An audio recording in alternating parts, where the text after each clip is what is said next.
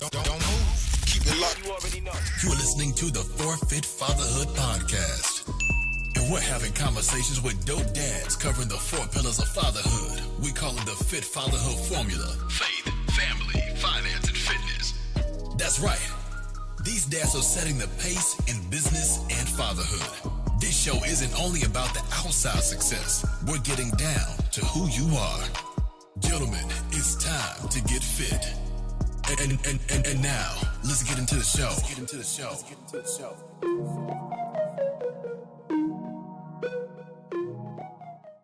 Back to another episode of the Forfeit Fatherhood Podcast, a podcast for fathers by fathers, where we talk about the 4 pillars of fatherhood, which are faith, family, finance, and fitness. And I'm doing something a little different, man.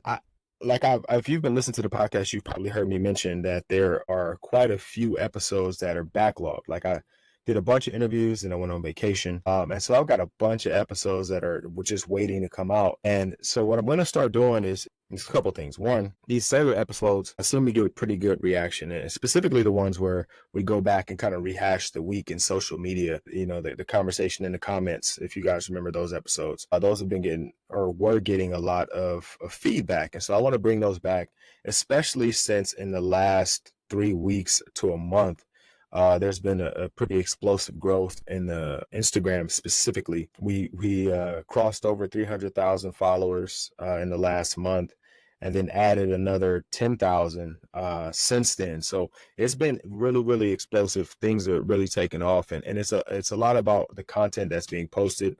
A whole lot of conversation going on in the comments, and I definitely want to bring that back. So this episode will be one of those. My goal is to bring that back and do it once a week. So there'll be probably 2 episodes that'll come out each week. On Friday will be our typical interview style podcast, which will come out for Fatherhood Friday, and the Wednesday episode will be like a Wednesday wrap up, where we'll kind of cover everything from Wednesday to Wednesday, things that have gone on for me, people that I've talked to, conversations that I've had, and then ultimately conversations that are happening in the comment section, which I think I do my best, right? But every time I open up the app, if there's 100 comments, it's really hard for me to get to all of them. So I try to do my best to comment on whatever I can, to reply to whatever I can, but obviously I can't. And then you guys start having conversations on your own between each other. And obviously I don't step in the middle of that unless it's something I can add that's pertinent to that. I try to stay out of the way and allow the conversation to kind of take place. But outside of the caption that I put, there is also commentary, additional commentary that I have on a particular topic. And so those conversations are sometimes had in my group, in the 4 Pillar Fathers group, which you can find on, if you're somewhere in the link in the description or something like that. But let's do that. Okay. So personally, I was on vacation for a couple of weeks. I took my family to Jamaica.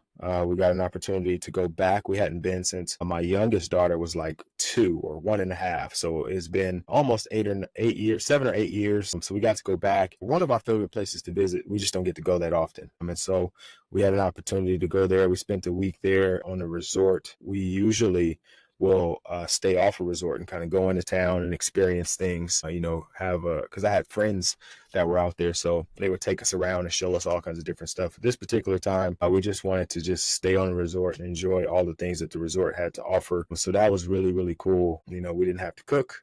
It's all inclusive. So all the drinks, all the food, all the activities were included, which makes for a phenomenal trip. The weather was really good. So we had a good time there, good time bonding with the family, especially because our lives, are pretty busy at this time of year with all the sports and all the work stuff going on. And as I mentioned, social media being now kind of its own thing, being almost a side hustle / job now, with as many followers and as much engagement that's happening. It requires me to do a lot. So you guys know I'm already a man of many hats, and just putting on another hat, because that's what I do, right? It's kind of a positive and a negative, right? Is when you show that you can handle something, people give you more. And I have the uncanny ability to show that I can handle something. And so I've got more responsibilities at work in my 9 to 5. My gym is super busy this time of year. My family life is super busy. We're going on trips. Social media is taking off. Podcast is taking off. Like all these things are happening all at once.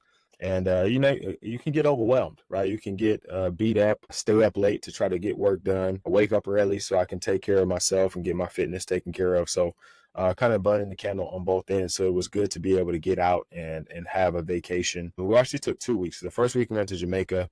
The second week we came home and we actually went to Yosemite, which is only a few hours away from us. We stayed in a cabin there in Yosemite for a few days.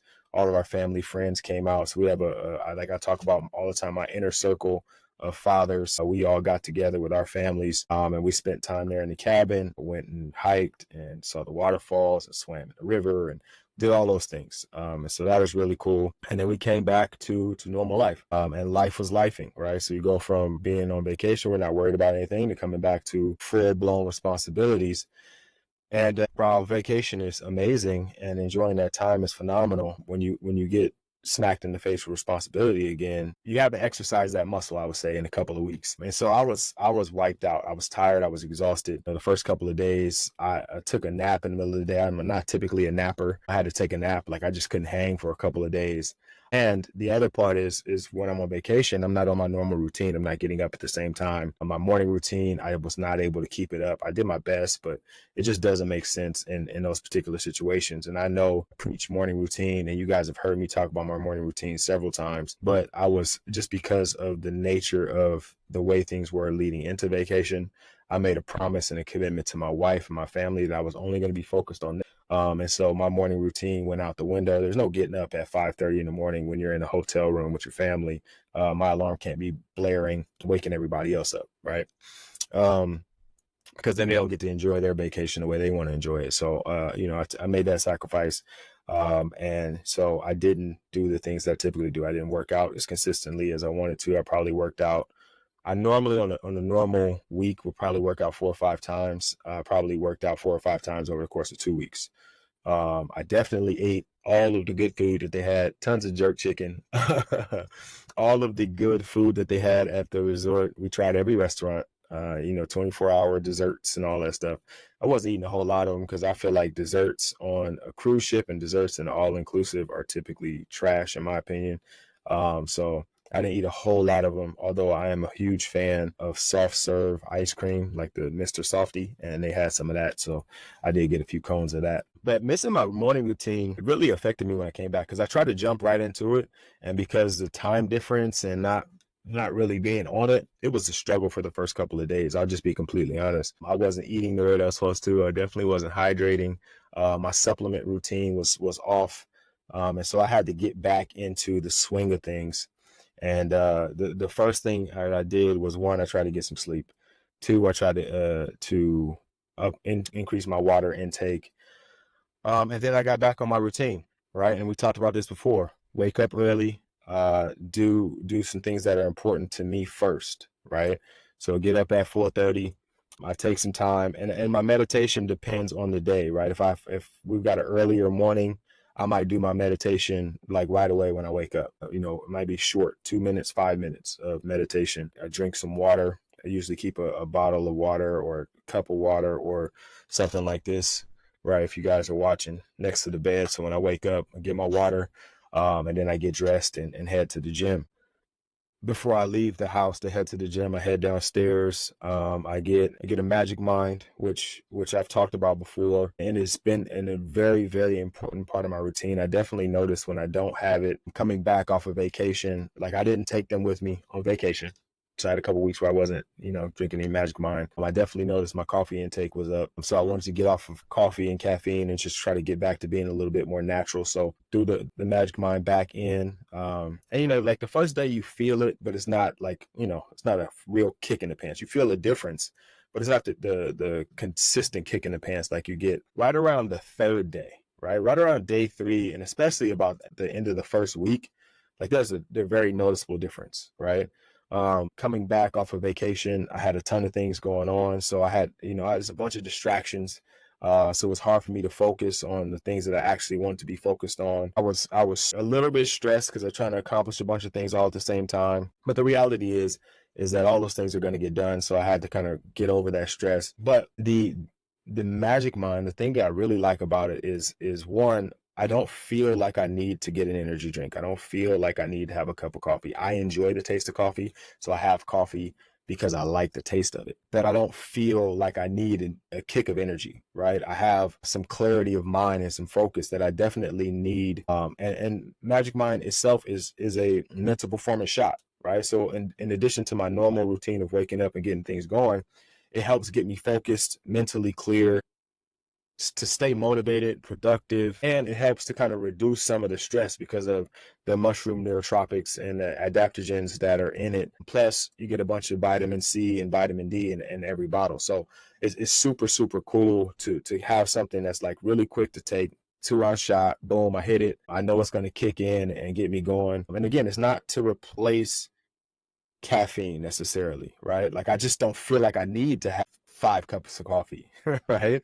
But again, it's something that I feel like is 100% safe. It's not something that I, something that like okay, I'm gonna get this and I'm gonna get this instant kick of energy and I'm gonna be good to go. No, it's something that like if you've seen TV or heard commercials, you hear some people talk about like the 130 feeling where you get this like crash at the middle of the day. There's no crashes. Like I just feel clean and fresh and energetic and excited, and just really into whatever is going into my day, right? So I'm excited about being back on that routine. I feel really clear head, like real clear headed. My thoughts are really like I'm really able to focus on what I want to focus on. And I think that's the biggest thing, right? I mean, I've talked about that before, is as men and as fathers, as leaders, we want to make sure that we have that clarity of vision, clarity of purpose. And I think the things that are in Magic Mind, the nootropics, like I said, the mushrooms and things like that are inside of it are super, super helpful in helping you achieve that. And so I'm going to suggest that you try it, right? Not that you have to subscribe and that you have to go all out and do all these things, but in my humble opinion, right? And I'm going to give you my honest opinion is I think that is something that is for me essential. Like, and it was a part of my morning routine. I definitely notice when it's not there. I definitely notice throughout the day that I'm not feeling the way that I feel. And it's not like I said, it's not to replace coffee. Coffee is cool. Like I like the taste of coffee, just like I like the taste of whiskey or I like the taste of hamburgers, but I just can't have them all the time. And I don't feel like I need to have it all the time, right? I suggest Magic Mark. Here's the cool part. There's no risk, right? If you don't like it, they will 100% refund you. No questions asked. You got like 100 days or so after the day that you purchased to say, to try it, not like it, send it back, right? And they'll send you your money back or however you paid for it. You'll get that money back, which is really cool, right? So it's no risk in taking it. I don't think there's a risk in taking it anyway, just because it works so dang well. But here's the deal. Not only is it risk-free, but because you're a listener to the podcast, right?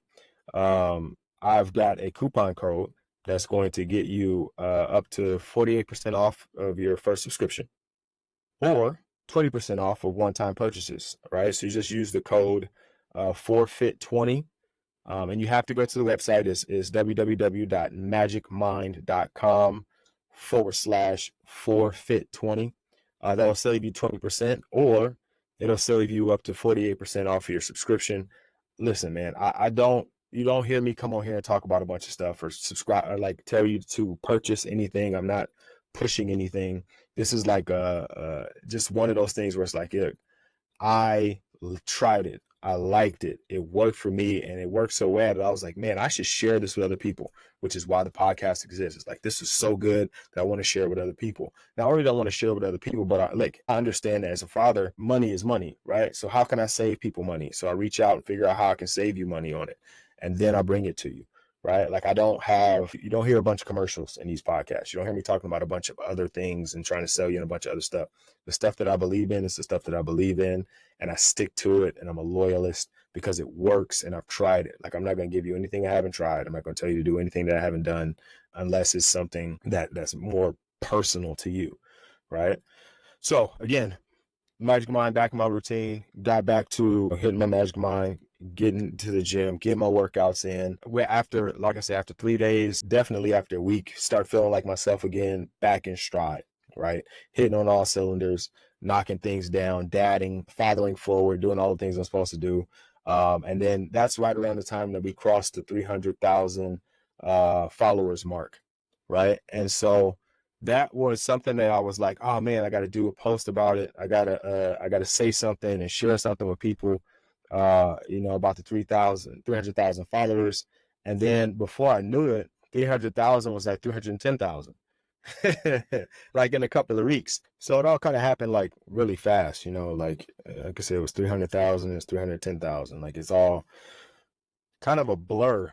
But along the way, like some of the things that I've been posting and some of the things that I've been kind of finding on the internet have been like really good stuff. And I think that's why there's been kind of this late explosion. And so the whole purpose of these Wednesday wrap-ups, these things that you'll be seeing on Wednesdays, is to give you an idea of the content that's being shared, because there's a lot of it. Like I've committed to trying to get 3 posts a day, which means I got to do a lot of research. It means I got to find a lot of stuff. I got to chop up a lot of episodes of podcasts and movies and things like that, that support the narrative of fit fatherhood. And so I know with the amount of stuff I'm posting, some of the stuff you guys don't see, or some of the stuff you don't hear.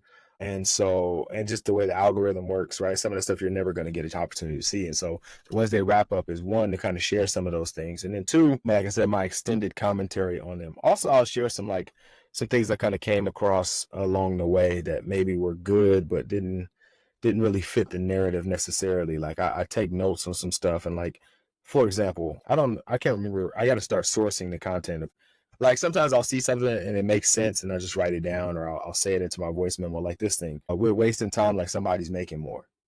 I think is that's a great quote. Didn't know who said it. Didn't know where I heard it, because I was looking at some of the stuff. But I heard it and I saw it, I think. And I was like, oh, that's good. Let me see what I can do with that. But I think that happens a lot of times, is that we assume that we have more time, even though we fully know that we don't have enough time. On a daily basis, we're fully aware that we don't have enough time to do all the things we want to do. Time is our biggest excuse for why we don't get stuff done. But then we're also at the same time wasting time like somebody's making more. The reality is even if somebody was making more, it'd be so damn expensive, you wouldn't be able to buy it. So we have to do a better job of the time that we have. And this is what I talk about, and you guys have heard me talk about my calendar, my schedule, making sure that I have everything lined up so that I could take care of all of the important things. Like all my priorities go on my candle. All my priorities go on my candle. All my priorities go on my calendar. And those things are the big rocks that I make sure I take care of, right? There's another one I saw. Sometimes smart people are still stupid, and sometimes stupid people sound smart. That's the quote. Sometimes smart people are still stupid, and sometimes stupid people are still smart. Like that. Usually what happens is people who are like, I've heard this before, like idiots are really convinced that they're smart and they don't mind telling you. But smart people are typically quiet about how smart they are. That's one of those things, right? That's what this kind of reminded me of. Is like you see a lot of stuff on social media. You see a lot of stuff on parenting and topics on just variety of stuff, because everybody has the ability to post whatever they want, and they're following their expert. Every once in a while, the iron strikes. It strikes true, and it gets spread out all over the internet. And so that person becomes the expert on it. But sometimes smart people are still stupid. And sometimes stupid people sound smart. Right? But anyway, so I'll go to some of these posts. I'll only do a couple because I don't want it to take too long. We're already like 20 some odd minutes into this episode, and I want to try to keep them like 30 minutes. So I'm gonna try to like source a couple things and just like really dive into those things and get it done. But here we go. Ones that got the most traction or the most like conversation. This one. So it's a post by Eric Thomas. He's talking about fathers making sure that they get to work, and actually says go make it work. Okay, so I'll play the audio and we'll talk about it. You still sleeping around? You got kids. You still not getting up and going to work? You got kids now. You got people looking up to you. If you wanted to play when you were single, cool. But now you done brought somebody into this world. You a grown man now. Don't sit here and tell me that the baby mama trauma, the mama be tripping. I don't care if she tripping or not. That's your son. Go make it work. That's your daughter. Go make it work. Do whatever you gotta do with homegirl. Say whatever you gotta say. Give her whatever she gotta get. But don't let no other man raise your doggone kids. This ain't no, I wanna go party. You giving up that right grade of legacy now. You had your fun. Now get to work. All right, so a couple of schools of thought on that. One, initially, obviously a fatherhood page, and but once you get to a certain number and once a post goes viral, kind of gets outside of your target audience. And so I'm not going to really get into too much of the female commentary on it, right? Because you have a lot of single moms coming in here talking about, I wish you'd tell my baby daddy that, or, that kind of stuff. And that ain't what this is, right? What this is, and what this was, is a call to action. Okay. Call to action for fathers to step up in any way that you have to step up, to do whatever you have to do to make sure that that child, your children, are taken care of by you. They're fathered by you and not by somebody else. I think all of us to a man would agree that we would do anything we can for our child. Most of us would say we will die for our children, right? But then this post comes up and you got a lot of dudes being like, he ain't met my baby mama, or I ain't gonna do whatever till she take, and then the government and all these other things that are counter what he's saying. If you can get out of your feelings for a second and just hear the words, yes, party's over. I'm not partying no more.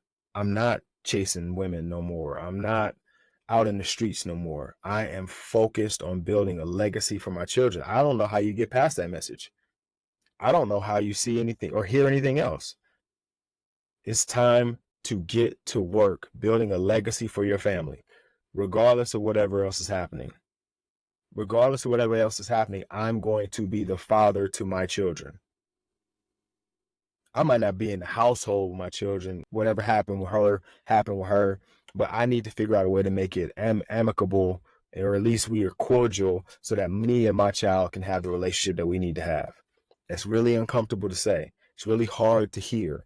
But the reality is if you have a strained relationship with their mom, whether you live with them or you guys are separated, your relationship with your children is going to suffer. Me and my wife, God willing, will be together my entire life.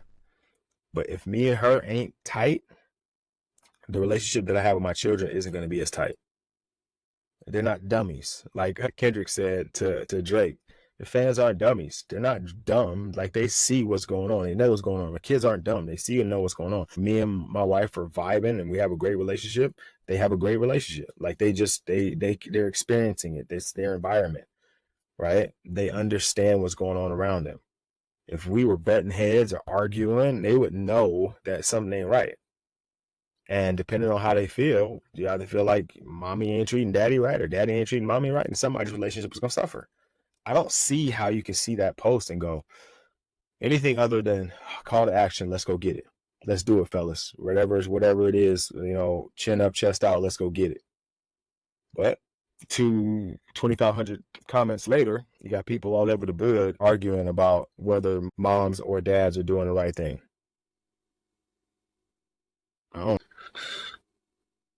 Okay. This is something that a buddy of mine told me. He's like, I have an uncanny ability to separate the message from the messenger. And I think that's true, right? I give everybody a little bit of grace. I understand that everybody has an opinion, and that opinion matters 100% to them. Whether I agree with it or not doesn't matter to them, right? And what I believe, if they don't like it, they don't like it. That's up to them. Like, that's none of my business. So sometimes I'll hear a message from somebody, and this happened with the Andrew Tate thing, right? I don't think everything Andrew Tate says is crazy or blasphemous, but apparently people do. And then once they don't agree with you, anything you say is wrong, right? If people don't like you, anything you say is wrong, right? If people don't like me and I say that is red, they're going to tell me it's not red. It's dark pink-ish color. They're going to argue with me. Even though I purchased it, I know that it said red on the color code. They're going to tell me it's not really red. It's not a true red. It's a scarlet or a crimson or whatever. People are through with you, or they write you off, or they don't agree with you. Nothing you say matters. Okay. So when I play this, you'll understand why. So this is Bill Maher, and he's talking about the tradition of right? This is why the traditional dad, the trad dad, needs to make a comeback. Not all the way back to the 50s psychopath who never said he loved you and hit you with a belt. No. Just back to the dad who believes that because I said so is a perfectly legitimate answer to any question a child may have.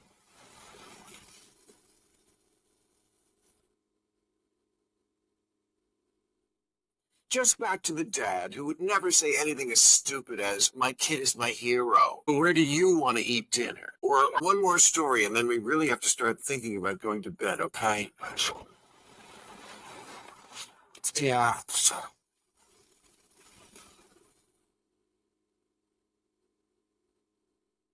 Trad dads don't negotiate. They say, you will apologize to your mother. Okay, I understand we're in an election cycle and people are picking sides and there's lefts and rights and Republicans and Democrats and these and that. I don't agree with everything he said. I'm wise enough to hear where he's trying to be funny, and if I'm wrong about that, then the laugh track that they put after the sentence that he says, where they have like this canned laughter or the applause sign going up in the studio so everybody laughs, tells me that that is meant to be a joke. In tongue-in-cheek, but still a joke, right? It was meant to make people laugh. So some of it, right, the 1950 psychopath part was meant to be a joke. Like, he's not literally calling that guy a psychopath, but considering today's time versus now, it's, you know, right? But you got a bunch of people who are, like I left the women off the table on the last one, I'm leaving the political conversation off the table. I don't care if you're right or left, Republican or Democrat. Message, messenger, okay? Message is, there's some part of traditional parenting that is missing today. Whether you agree if that's right or wrong, you can all agree that quote unquote traditional the parenting that we received is different today than it was when we received it. The way people are being parented or parenting children is very different now than it was before. I don't even know if that's arguable. I don't even know if you can argue that that's not true. It just is a fact. Some of the things he said were never even said then, right? Like, it just, come on. All right, so when he's saying we need to bring back traditional dads, he's not saying all of those things, right? And we need to bring back some of those things we need to bring back, right? Like, traditional dad did believe that because I said so was a perfectly reasonable answer to any question or a perfectly reasonable response. That's probably correct. Is it right? No, right? I think you do have to explain some things. Kids run around the street, you say, hey, get back over here. And they go, why? Because I said so. That might be a good opportunity because you're saving their lives. It might be some other reason. But I think if you can't explain it, you have issue, right? Whenever there's something going on, you can't explain it in words that a 5-year-old can understand, and you don't really understand it yourself. And so we have an issue, right? If we're saying, because I said so, because we feel like there's a level of respect there, and because I said it, it should be law, that's different than just not explaining it at all or not having the ability to explain it, right? I could break it down for you if we need to, but for right now, I just need you to do what I say because this just has to get done, right? License and registration. Can you tell me what I did, officer? License registration. Why do I have to give you license registration? Because I said so. We're respected in that essence, right? We go to the bank, they ask for your ID. Why? Because they said so. Well, I need to identify you. You don't say why. I need to identify you, sir. Just make sure that you're the person who's on the account. There's certain situations where we accept this and you don't accept it in others. But again, like I said, in the caption, I'm 50-50 on that one. The other ones, not so much. Like, you will respect your mother, right? You're going to apologize and respect your mother. Like, the bedtime one, it's bedtime. Like, I've explained to you before, like, why we go to bed at this time because we get up at this time, and you need this amount of sleep. We don't need to negotiate bedtime. We don't really need to negotiate anything. I do want to hear your opinion on things. I do think that you should have a voice in this household. But at the end of the day, it's not a negotiation anymore. It's like, hey, okay, I take into account what you said, but these are the rules and these are the things that we do. Traditional dad, right? So there was people on both sides of the fence. There's people who was like, oh, that's aggressive or that's violent. And it's just like, come on, man. I think we've gone so far in one direction. Like there's like an overcorrection. 1950 psychopath, right? We had that guy and we all agreed that that wasn't right. Nobody wanted to be treated that way. And so instead of kind of like finding the middle ground, we went from there, here. And it's like, you know, these two sides. Here's the other one. A bunch of people in the comments like a belt will solve all the problems. I don't know about you. I got a whooping. I lived in a pretty bad neighborhood. Everybody I knew was getting whoopings. They were still selling drugs, shooting people, fighting, stealing, breaking all kinds of laws. The belt wasn't working. The belt wasn't working. Like they make it seem like there was no crime before the belt. And they saw when people were getting whoopings. There's been crime the entire time. There's been people doing bad stuff. There's been people cussing out their parents. There's been people doing stuff in school and getting in trouble. Like corporal punishment was a thing in school because people got in trouble in school and they knew they was going to get whoopings in school and still got the paddle. Like people say, oh, I got the paddle at school. It's because they did something wrong and they knew they were going to get the paddle and they still did it. The belt ain't solving no problems. It's not stopping you from doing anything. Like you might think twice and still do it. Like I knew I was going to get whoopings for some of the stuff I did. I just tried not to get caught. Didn't make me not do it. Okay. That one and those two are like two of the biggest ones right now that are getting a whole bunch of traction. Let me see what else is frustrating the hell out of people. Oh, the other thing is like people he don't have kids. You don't have to have kids to have commentary on parenting. Telling people how to parent. You're having commentary on parenting. For example, I don't have a Ferrari, but if I see somebody drive, like I've driven a stick, right? I've driven a manual transmission car. And if I am on the street and I hear like gears grinding, I don't have to have a Ferrari to tell you, "Lo, you're not driving that the way it's supposed to be driven." You know what I'm saying? Like I feel like people will try to put that on somebody, like they can't comment on this because they ain't that. Like there's a certain he probably can't be your parenting coach because he doesn't have kids, but he can have a commentary on parenting. I don't have to be a superstar in the NBA to tell you that bad basketball is bad basketball. Like the dudes who are commentating on the thing, like news reporters don't have to actually be criminals or politicians or whatever else the news is on that day in order to commentate on that particular topic. So him having kids is it's nothing. There's no point in even bringing that up. Has nothing to do with it. And then also, I think a lot of times with parents, and with this whole thing, people get really weirded out and take offense to anything you say because it's their identity. Father, mother, parent is their identity. So anytime you say something about that, people feel attacked. And it's unfortunate because it's not an attack. It's a critique and it's not even specifically about you. Never said your name. Doesn't even know who you are, right? There's another one that's very similar to that, if I can find it. It was quite a while back. But it was Chris Williamson was talking about, he's actually quoting someone. So he's not actually saying this himself. He's quoting something from the Brit.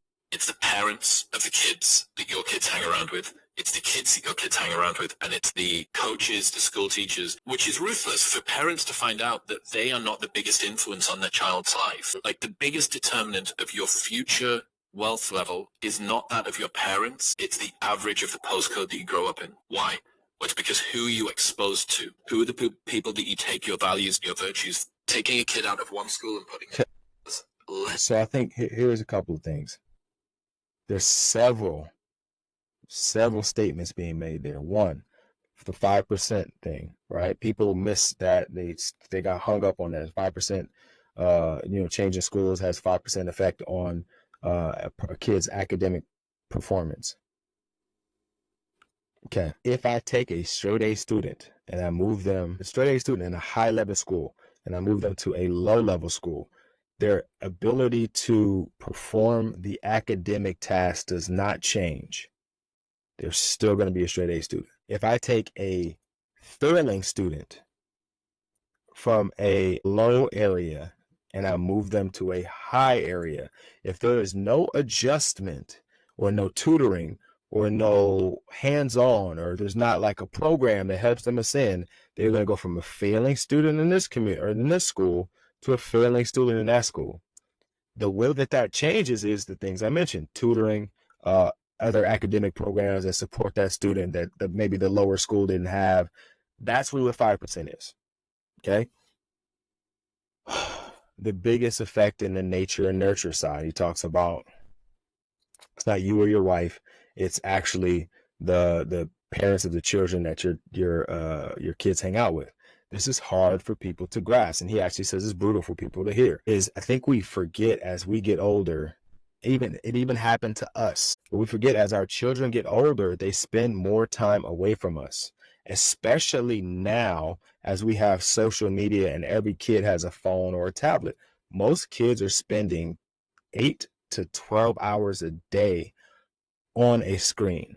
That means they're not engaged with you. So if you think you have the most input, you're probably wrong, because you aren't spending that amount of time. It's impossible for you to, because if they sleep 8 hours and they're on there for 8 hours, how many hours of the day are left? 4. There's not a whole lot for you to fit into there. So if you think you have influence, but your kid is an iPad kid or your kid is a phone kid, you're probably not having the influence that you think you have. And the people who are having the influence that you could possibly have if they didn't have those things are the kids they go to school with, the kids that they follow, the videos that they watch. It's not you, unfortunately. And when it comes to the kids that they hang out with, those kids are influenced by their parents. For example, my daughters don't have phones, okay? But their friends have phones. Because their friends have phones that their parents let them have, my daughters now want phones. If my daughter's friends didn't have phones and it was a normal thing for everyone not to have phones, they probably wouldn't be asking me for a phone. But they are influenced because the kids that they hang out with, their parents allow them to have phones. So my daughters too want phones. Does that make me a bad parent? That my kids are influenced by other kids? Again, I think we forget it happened to us. I love my mother and father. At some point, I wanted to be one of the cool kids at school. I didn't want to dress like my mom and dad. I didn't want to listen to the same music my mom and dad listened to. I didn't want to watch the same TV shows, go to the same places, do the same things. They were extremely influential when I was young, but when I became an adolescent, the people I went to school with, the music I listened to, the people I saw on TV, the movies I watched, all became more influential. I started dressing like them. I started listening to the music they listened to, started to use some of the slang. I wasn't saying jive turkey in middle school. Like, you know what I mean?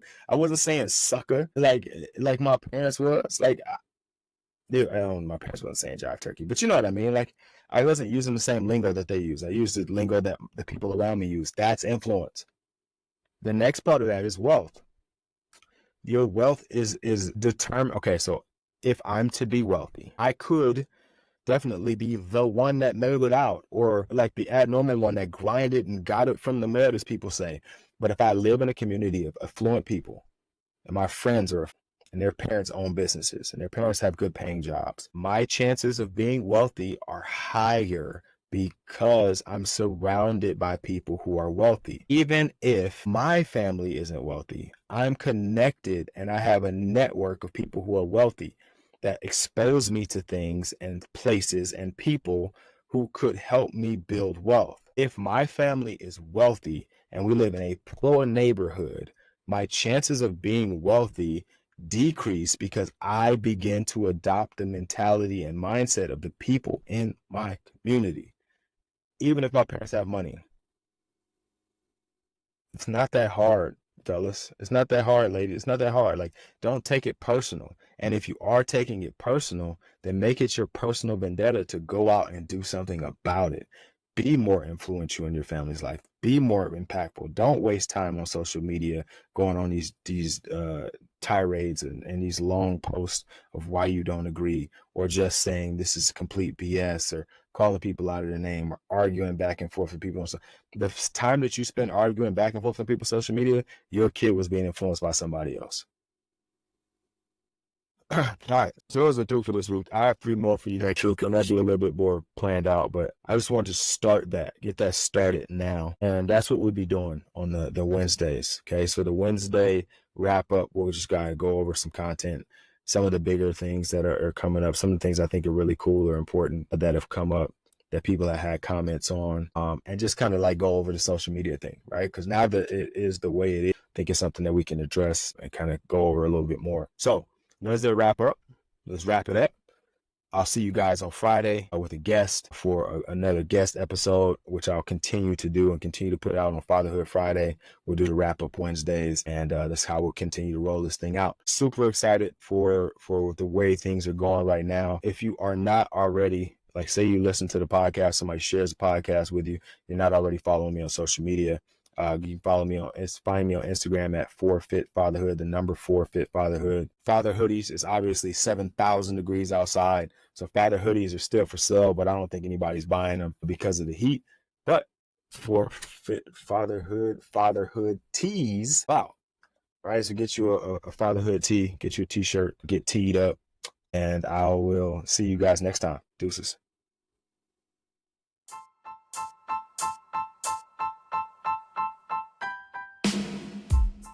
You just tuned into another episode of the 4Fit Fatherhood podcast.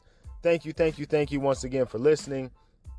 If you haven't already, go ahead and follow me at You Can Call Me Coach on Instagram. Also follow the podcast at 4Fit Fatherhood, the number 4 and the letter U on You Can Call Me Coach. Go ahead and flip over to the next episode, man. I know you love this one, so you'll probably love the next one. Excited for you guys to hear it.